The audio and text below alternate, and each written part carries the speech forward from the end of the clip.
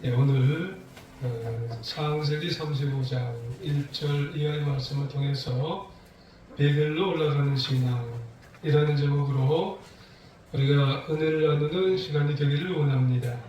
하나님의 은혜가 모두 위에 충만히 마시길 주의 이름으로 축원합니다. 우리 옆에 분을 보면서 인사를 한번 하시길 원합니다. 베델로 올라갑시다. 네, 잘하셨어요. 교회 절기로 사순절은 제2의 수요일이라는 날부터 부활주일 전까지 40일 동안 주일을 제외해서 지키는 절기입니다.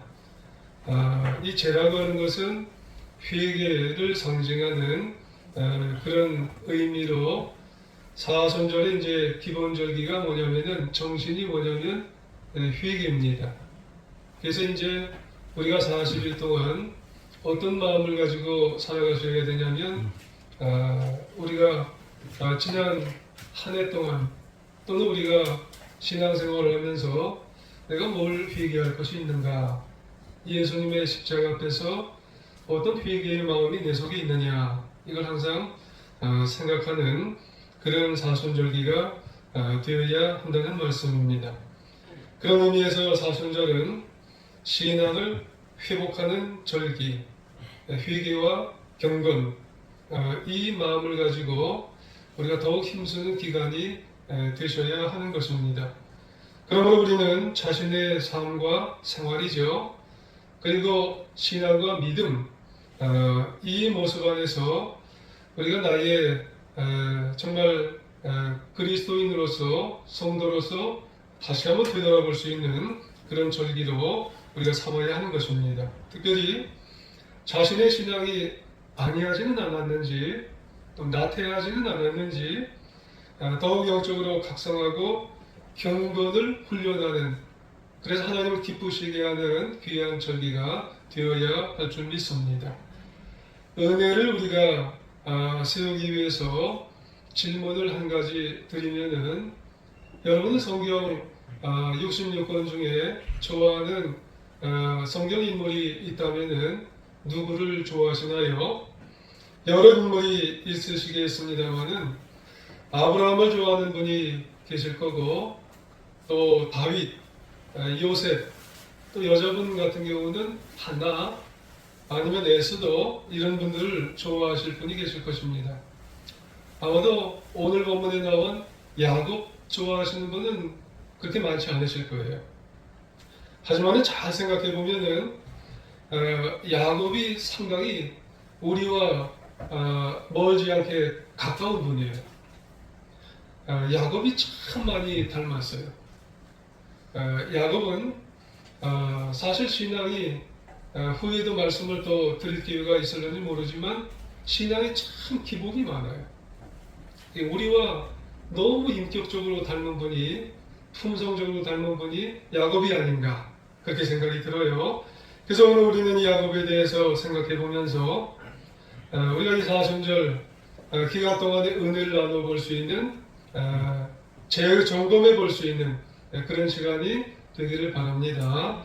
먼저 그럼 야곱이 어떤 사람이냐, 기본적인 설명을 먼저 드리면, 야곱은 아버지 이삭과 어머니 리브가 사이의 아들이에요. 그리고 형은 누구냐면 에서예요. 쌍둥이죠. 아시는 대로 간발의 차이로 동생이 된 야곱은 형과 라이벌 관계예요. 조금만 일찍 나왔으면 내가 장자권을 그냥 내 건데, 이런 생각을 항상 가지고 다녔기 때문에 항상 라이벌이에요. 그래서 이 형의 라이벌 관계로 장자권을 항상 탐냈어요. 결국 눈이 어두워져서 영적인 눈이 또 어두워지는, 이 세상적인 또 눈까지 어두워지는 바람에 엄마하고 이제 짝짝꿍이 되는 바람에 장자권을 훔쳐가지고 그래서 도망을 하게 되는 거지요. 그래서 야곱은 홀로 외삼촌 밧단 아람으로 이제 도망을 가게 되는 거예요. 한참 가다 보니까는 사막인지 광야인지 거기서 자다가 너무 두려움에 지쳐 잠을 자다 보니까는 이게 너무 힘든 거예요. 그랬을 때 그걸 아시고 누가 나타나세요? 하나님께서 꿈속에서 나타나 만나는 놀라운 체험을 하게 되는 겁니다. 그래서 잠에서 깬 야곱은 일어나서 자기가 비고 자던 그 비계를 세워놓고 그리고 하나님께 이제 소원을 하죠. 그것이 어디냐면 이제 베델이에요. 베델은 우리 의미로 어디예요? 하나님의 집. 야곱이 너무 깊은 거예요. 놀랍고 두렵고 힘든 가운데 하나님이 나타나셔서 체험하는 그 자리에서 소원을 하는데 뭐라고 소원을 해요? 하나님께서 내가 바단 아람에서 다시 돌아오게 되어질 정도로 하나님이 도와주시면 베델이 하나님의 집을 세울 것이고 그리고 11조도 하나님께 드릴 것이고 그리고 신앙생활 이제 더 열심히 하겠습니다. 이게 창세기 28장 10절 이하에 나오는 거예요. 하나님 날 돌아오기만 하신다면 내가 이게 혈혈단신 혼자 지금 두려움에 떨면서 멀리 가는데 이게 돌아오기만 하신다면 이게 베델의 소원이지요. 내 돌아오기만 하신다면 이 모든 것 다 하겠나이다. 그래서 이제 이 바단 아람으로 가서 몇 년이 있었어요? 20년. 거기 얼마나 고생을 했어요. 바단 아람에서. 그리고 나서 하나님이 정말로 임마누엘 같이 야곱을 보호해 주시고 돌아왔어요. 다시 가나안 땅으로 돌아오게 되었던 거예요. 그러면은 야곱이요 하나님의 은혜를 잊지 말아야죠.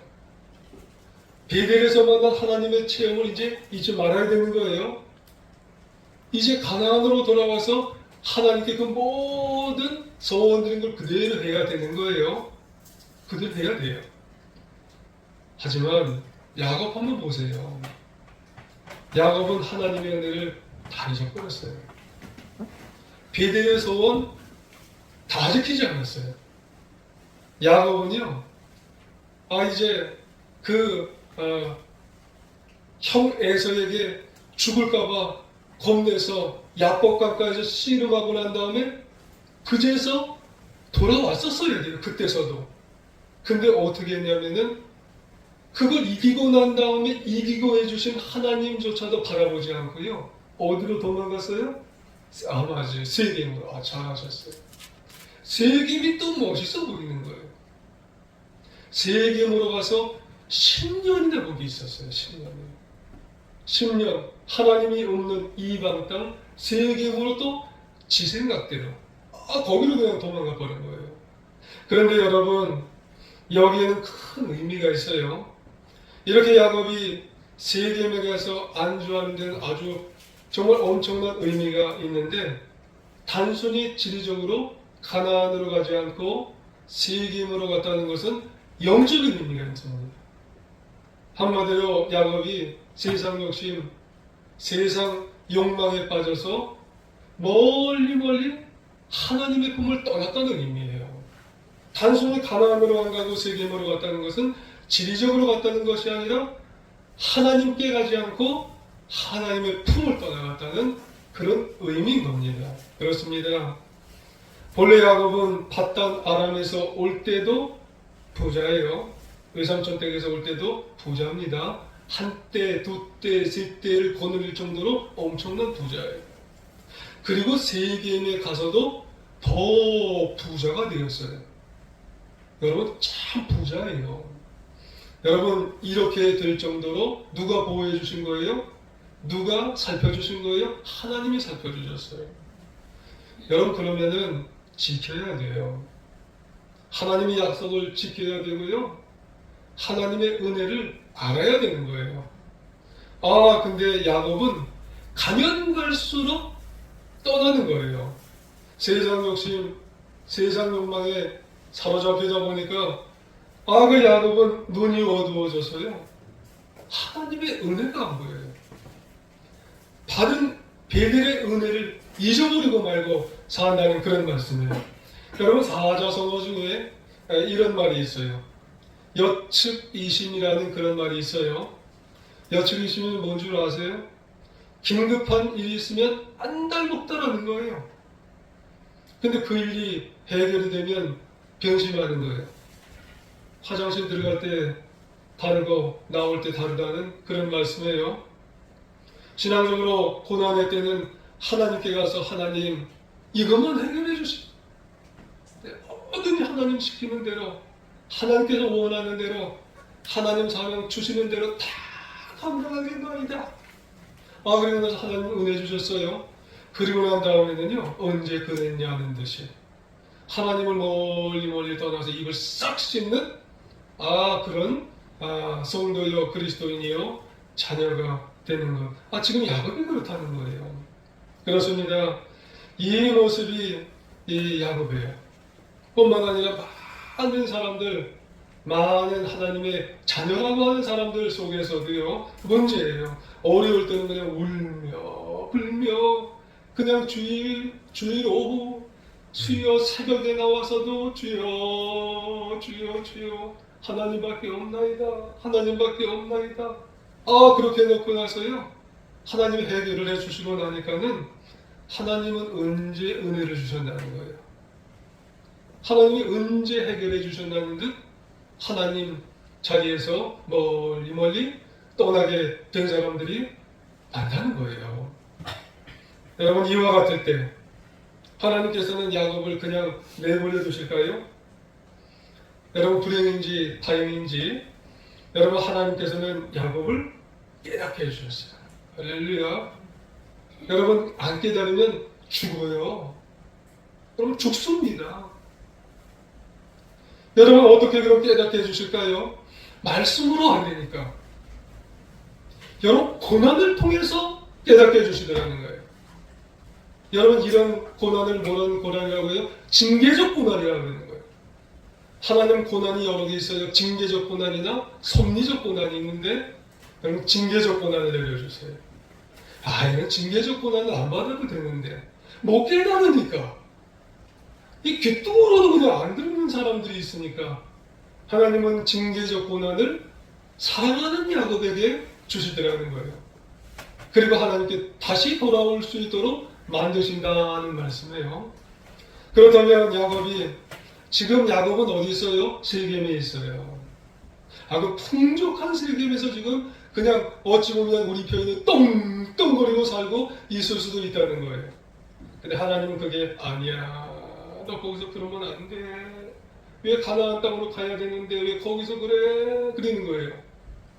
그래서 그런 세겜에서 징계적 고난을 내리는 게 오늘 본문 앞장 창세기 34장에서 나오는 거예요. 어떻게 고난을 내려요? 이 야곱에게는 아들과 딸이 있는데 딸은 딱 하나가 있어요. 디나, 홍일점 같아요. 근데 이 디나가요 세겜에 어찌 보면은 세상 구경을 나간 거예요. 근데 세상 구경을 나갔는데 세겜의 추장이 디나를 딱 보고 너무 이쁜 거예요. 그래서 세겜 족속의 추장이 그 디나에게 못된 짓을 했어요. 너무 못된 짓을 했어요. 그래서 이 디나, 야곱의 아들들이요 어떻게 언약의 백성을 이렇게 못되게 했냐. 그래서 아주 큰 사고를 쳤어요. 그것이 어떤 사고냐면은 야곱 모르게 친 거예요. 속임수로 세겜 족속의 남자들도 이제 할례를 받아야 된다고 하면서 결혼을 좀 하자고 이렇게 얘기를 해놨어요. 근데 어떻게 결혼을 하냐면 너희들도 우리 언약의 백성과 결혼을 하기 위해서는 할례 받아야 된다. 이게 좀 속이는 거예요. 그러면서 이 이야기를 세겜 족속이 하니까는 이 세겜의 추장은요 아들을 또 사랑하는 거예요. 그러니까 자기 아들이 또 디나와 결혼을 하려고 하니까는 이 자기 족속에 있는 사람들을 다 또 할례를 시켜버리네요. 근데 할례 시키면 남자들이 며칠 동안은 꼼짝을 못하는 거예요. 이 중정에 하는 것처럼 꼼짝을 못하고. 근데 그때에 이 야곱의 아들들이요 가서 그냥 아주 여러 명들을 그냥 다 몰살을 시킬 정도로 그렇게 괴롭히고 죽이는 살인극을 벌였어요. 이소식을 든 야곱이요. 크게 당황하고 이게 큰일 났다. 왜요? 아무리 그들이 할례를 받아서 지금 괴롭혀도요. 이거는 아무는 게 시간이 조금만 있으면 되는 거예요. 그리고 우리 야곱의 족속은 소수예요. 근데 세겜 족속은 엄청나게 많잖아요. 시간 문제예요. 잠시 회복된 다음에는 이 야곱 족속은 몰살당할 수가 있는 겁니다. 이게 하나님의 방법입니다, 여러분. 이것이 징계적 고난이에요. 그러니까 하나님의 백성이 세상 욕심과 세상 욕망에 빠져서 하나님을 멀리하게 되어지면 고난을 통해서 어려움을 준다는 거예요. 생각지 못했죠, 야곱은. 내가 지금 이렇게 재산이 많은데, 이렇게 물질이 많은데 무슨 이런 방법으로 고난과 어려움을 통해서 야곱을 치면서 막 들어오는 거예요. 하나님의 방법이요. 여러분, 보통 말씀을 못 알아들으면 확성기가 온다는 거예요. 여러분, 큰 징계가 오게 된다는 그런 말씀이에요. 히브리서 12장 8절에 보면 이런 의미의 말씀으로 징계는 받는 것이거늘 너희에게 없으면 사생자여 친아들이 아니니라 그래요. 여러분, 우리가 징계를 없으면은요, 우리는 친아들이 아닌 것 같다는 거예요. 성도면서 그리스도인이면서 우리가 징계적 고난을 받지 아니하면 우리는 사상자와 같다는 걸 의미하고 있다는 그런 말씀입니다. 그렇습니다. 여러분, 남의 집 자식을 어떻게 매로 때리나요? 요즘 같을 땐 더 못 때리죠. 반면에 우리 집 자식이니까 내가 분개를 하는 거예요. 여러분, 내 자식이니까 여러분 충고를 하는 거예요. 때로는 내 자식이니까 회초리를 드는 거예요. 왜요? 사랑하니까. 여러분, 마찬가지예요. 고난은 하나님이 우리를 미워하시는 증거가 아닙니다. 여러분, 오히려 우리를 자녀로 삼으시고 사랑하시니까, 못 알아들으니까, 좀 말로 할 때 알아들으면 되는데 못 알아들으니까 징계하시고, 또 때로는 매를 드셔서 돌아오라고. 그래서 우리는 정말 하나님께서 원하실 때 우리는 어디로 돌아가야 돼요? 깨달아서 베델로 올라갈 수 있는 하나님의 자녀가 되어질 줄 여러분 기억하시고, 하나님의 자녀로 베델로 꼭 올라가시는 우리 모두가 되어야 할 줄 믿습니다. 그래서 하나님은 그러한 고난의 때에 야곱에게 나타나셔서 재촉의 말씀을 하세요. 재촉이 뭐예요? 빨리 하도록 다그치는 거예요. 빨리 올라가라고. 다시 일어나서 베델로 올라가라고. 그래서 회개하고 하나님께로 다시 빨리 올라가라고. 여러분, 저나 여러분이나 야곱과 같은 그런 여러분 속성의 모습이 혹여나 있다면 빨리 올라가야 할 줄 믿습니다. 여러분, 빨리 베델로 하나님께로 빨리빨리 올라갈 수 있는 그런 모습이 사순절에 우리에게 있어서 더 멀어지지 말고 우리가 하나님께로 올라갈 수 있는, 더 가까이 갈 수 있는 하나님의 자녀가 되시기를 주님의 이름으로 부탁을 드리겠습니다. 그래서 1절에 뭐라고 그러세요? 부분적으로 보면 1절 상반부에 보면 일어나 베델로 올라가서 거기 거주하며, 1절 하반부에 보면 하나님께 거기서 제단을 쌓으라. 아멘. 그래요. 근데 1절에서 중요한 단어 하나를 선택하면 지금 여러 번 반복해서 말씀드렸습니다만 올라가야 되는 거예요. 빨리 올라가라. 왜 그런가요? 이 말은 지리적인 것이 아니라고 했어요. 뭐 내려가고 올라가고 멀리 가고 가까이 가고 이런 지리적인 게 아니라고 했어요. 뭐라고 했어요? 영적인 것이라고 했어요. 여러분, 영적으로 지금 여러분 하나님과 멀어지셨나요? 영적으로 뭔가 지금 자꾸 소원되어 있는 그런 모습이 있으신가요? 올라가셔야 돼요. 하나님과 지금 멀어져서 가면은 방황치 마시고 다시 하나님과 더 어떻게 하면 좀 가까이 갈 수 있을까? 이 사순절 기간에 어떻게 하면 더 가까이, 내가 가진 거 생각하는 게 아니에요. 아유, 여기에 못도 있네. 보이는 것만 생각하지 마시고 내 가슴을 보시면서 내 가슴 속에 하나님과 멀어진 그 어떤 주제가 있으면, 어떤 문제가 있으면 하나님과 어떻게 좀 가까이 갈 수 있을까? 여러분 올라가시길 주님의 이름으로 부탁을 드리겠습니다. 그렇습니다. 그러고 보면은 하나님의 자녀에게 있어서 모든 문제의 원인이 어디 있는 줄 아세요? 모든 문제의 원인은 하나님과의 관계입니다. 그러므로 영적으로 하나님의 자녀인 성도가 하나님에게서 멀어지면 멀어질수록 문제예요. 여러분 교회에 잘 나오시다가 잘 안 나오는 성도님들 가볍게 볼 일이 아니에요. 네. 그거는 안 나온다, 나온다 이 문제가 아니에요.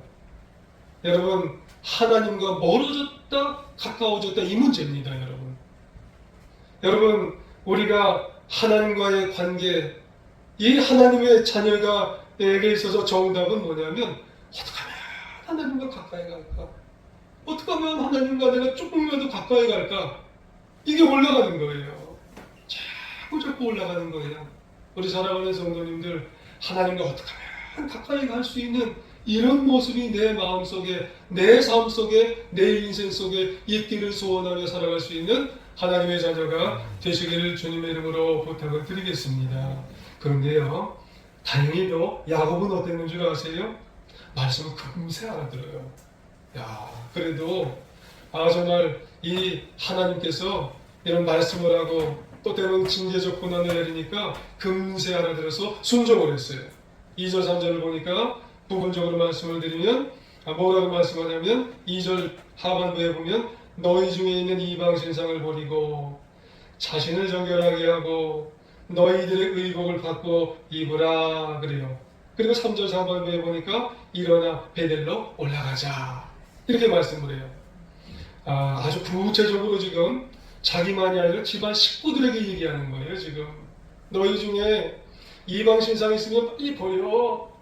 자신들의 정결하게 하고 너희들의 의복을 빨리 받고 입어. 이렇게 얘기를 하는 거예요. 여러분 우상버리랍니다. 여러분 우상이 뭐예요? 하나님 이외에 다른 족속의 그런 신상들이 만약에 마음속이나 이 가정 구석구석이 있으면 하나님보다 더 좋아하는 것들이 있으면 빨리 버리라는 거예요. 사실 그 당시 문명이요 우상 숭배와 관련이 있기 때문에 모든 귀중품의 모양들이 다 뭘로 되어 있는 줄 아세요? 이게 우상 덩어리로 되어 있어요. 황금으로 다 이게 우상 모양으로 되어 있는 거란 말이에요. 예를 들면 요즘으로 말하면은 저기 어디 옛날에 터키인데 튀르키예 같은 데 보니까 큰 눈깔 모양이 하나 있어요. 근데 그 눈깔 모양이 뭘로 되어 있냐면 금박으로 되어 있어요. 근데 그게 별 비싸질 않아요. 근데 그래서 사람들이 이 눈이 참 예뻐 본다. 그래서 이런 거를 사람들이 막 사오는 거예요. 사다가 어디다 갖다 놓는 줄 아세요?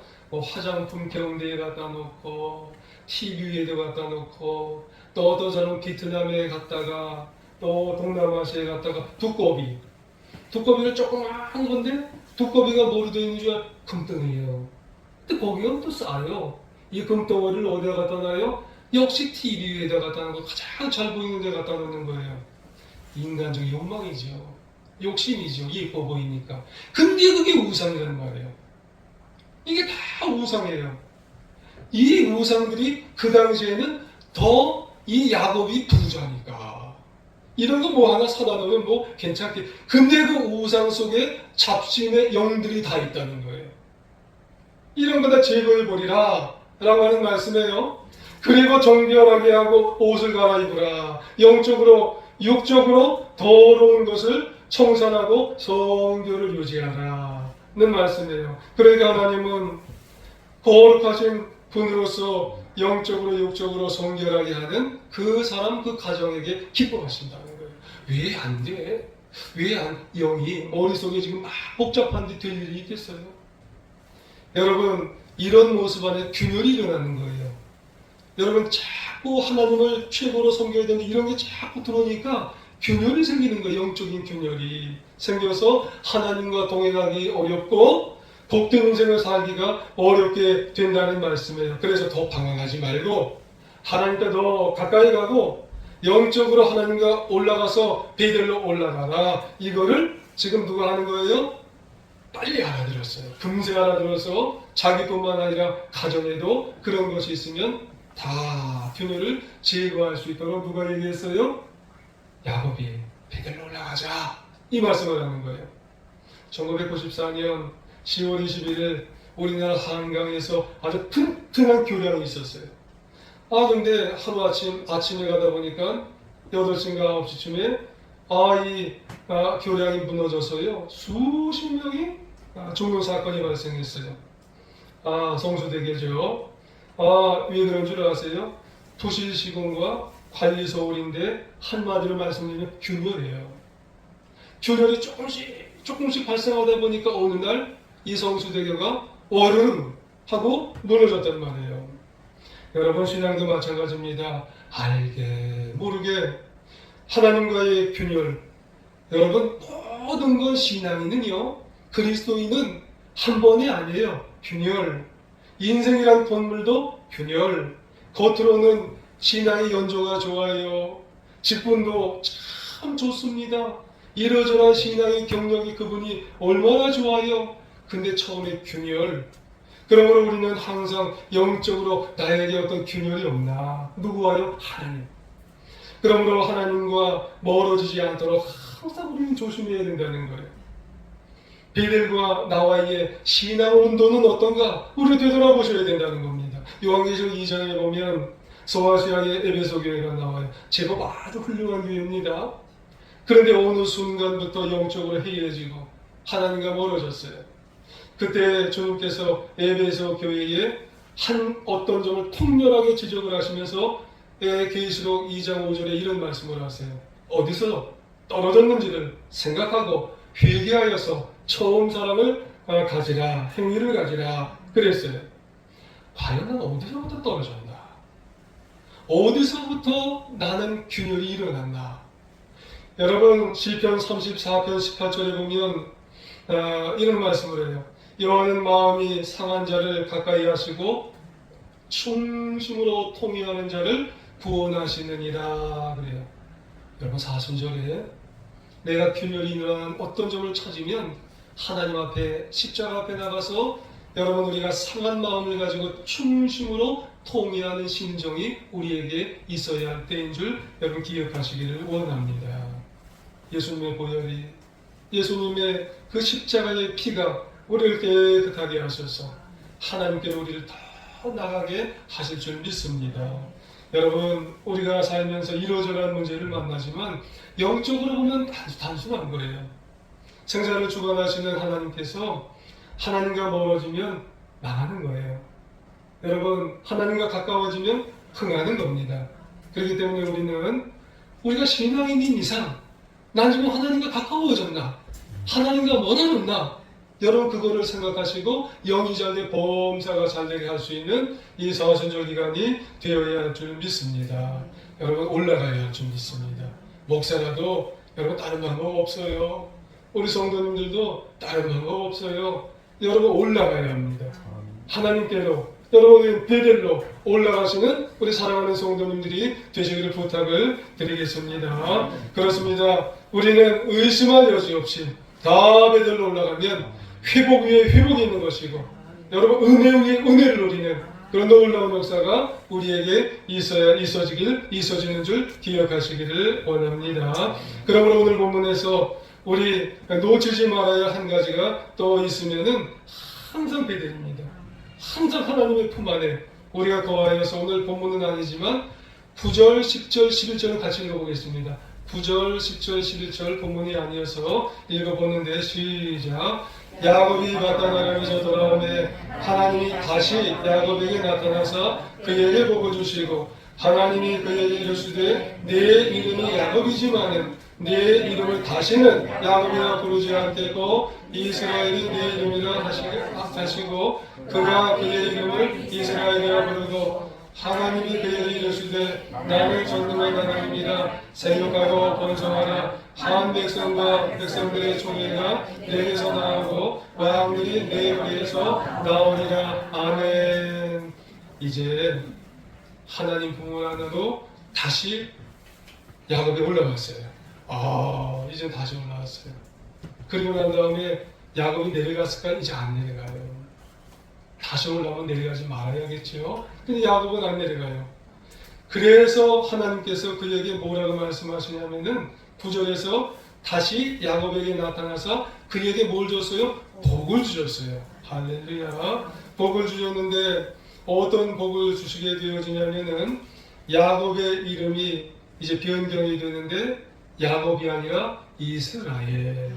여러분 야곱의 이름이 뭐에 속이는 자, 간교한 자, 이런 자로 살아왔다면 이제 야곱은 이스라엘이라는 이름의 축복을 받아요. 승리자. 예, 승리자라는 이름의 축복을 받고 그의 남은 인생은 복에 복이 임하는 은혜에 은혜가 임하는 그런 인생을 살지요. 또 하나님이 야곱을 축복하시되 뭔 축복을 하시게 되었냐면은 11절 이하에 보면 뭐라고 말씀하냐면 생육하고 번성하고 더 나아가 많은 민족에 대해서 구원을 받는 영적 이스라엘들이 이제 쭉 누구에게서 나와요? 이스라엘. 야곱, 그렇죠. 야곱 이스라엘에서 나오게 되어서 이 약속이요 후일의 역사 가운데 그냥 이루어져 나가요. 이 야곱의 아들들이 12명인데 거기서 12지파가 나가잖아요. 그리고 그 12지파 속에 유다 지파에서 쭉 다윗이 나가고요. 그 다음에 예수님까지 나가는 거예요. 그리고 우리까지 나오는 거예요. 복음 전파를 통해서. 그러고 보면 신앙은 사실 올라갔다 내려갔다 할 수도 있고 하나님에게서 멀어졌다 가까이 할 수도 있어요. 그럼에도 중요한 것은 이 야곱이 우리에게 교훈이 되는 것은 베델로 올라가야 돼요. 그리고 하나님 품에 머물러야 돼요. 그리고 거기에 확고하게 있으면 하나님께서 우리에게 어떤 모습으로 우리에게 복을 주시냐면 야곱과 같이 은혜 위에 은혜의 복을 주시고 회복 위에 회복의 복을 주셔서 놀라운 복의 축복을 이루며 승리하며 살아가게 만드신다는 말씀이에요. 야곱의 인생 중에 이런 말씀이 있어요. 이제 이후죠. 다시 이제 베들로 올라와서 요셉이 형들에 의해 팔려간 사건이 그 위에 하나가 있어요. 그 형들이 요셉이 짐승에게 물려 죽었다고 거짓말했던 그런 사건이 나중에 하나가 있죠. 그때 얼마나 야곱이 가슴이 아팠을까요? 이 거짓말인 걸 몰랐잖아요. 그럼에도 불구하고 이제는 믿음으로 인내하면서 그 모든 고난을 극복해 나갔어요. 근데 이후의 고난은 징계적 고난이 아니에요. 섭리적 고난이에요. 하나님이 야곱을 이제는 믿음을 더 높이시려고 섭리하는 고난이에요. 그러던 중 놀라운 일이 벌어져요. 요셉이 그곳에 가서 뭐가 됐어요? 애굽의 총리가 됐어요. 흉년 통해 애굽으로 양식을 사러 간 아들들이 요셉을 만났고 또 그곳에서 애굽의 초청장을 받게 됐고 그리고 이제 야곱은 이게 꿈인가 생신가 믿지 못할 정도가 되었어요. 이렇게 해서 믿음을 잘 지킨 결과로 그리고 다시 하나님을 믿고 하나님 품에서 끝까지 산 결과로 애굽으로 이민 가서 영육간에 그의 말년이 어때요? 풍요로운 영적으로 육적으로 풍요로운 인생을 보내게 되었어요. 야곱의 세월이 흘러서 임종을 맞이했는데 그의 마지막의 모습이 너무 아름다운 겁니다.